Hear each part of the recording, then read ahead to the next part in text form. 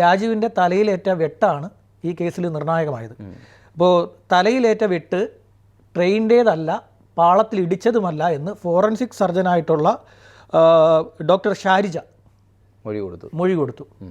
ഷാരിജ പറഞ്ഞു ഇത് ട്രെയിൻ തട്ടിയോ പാളത്തിൽ ഇടിച്ചോ അല്ല ഈ തലയിലെ മുറിവെന്ന്. വെട്ടേറ്റിരിക്കണം, വാളിനുള്ള വെട്ടാണെന്ന് പറഞ്ഞു. അതേസമയം തന്നെ ഭാര്യ സതിയും അതേസമയം ആ സ്ഥലത്തുകൂടെ വന്ന അബരീഷ് ഇയാളും മൊഴി നൽകി. ഞങ്ങളിത് കണ്ടു എന്നുള്ള ദൃക്സാക്ഷി മൊഴി നൽകി. അതിൻ്റെ അടിസ്ഥാനത്തിലാണ് കഠിന തടവ്, കരുതിക്കൂട്ടി കൊലപ്പെടുത്തുക, പെട്ടെന്നുണ്ടാവുന്ന കൊലപാതകം പോലെ അല്ല പ്ലാൻഡ് ആയിട്ടുള്ള മർഡറിന് കോടതി വിധിക്കുന്നത്. 7ാം കോടതിയാണ്, തിരുവനന്തപുരം വഞ്ചിയൂർ 7ാം കോടതി.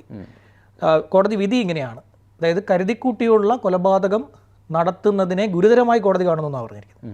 ഗുരുതര സംഭവമാണ്, പ്ലാൻഡ് ആയിട്ടുള്ളത്. അതുകൊണ്ട് ജീവപര്യന്തം കഠിന തടവ്.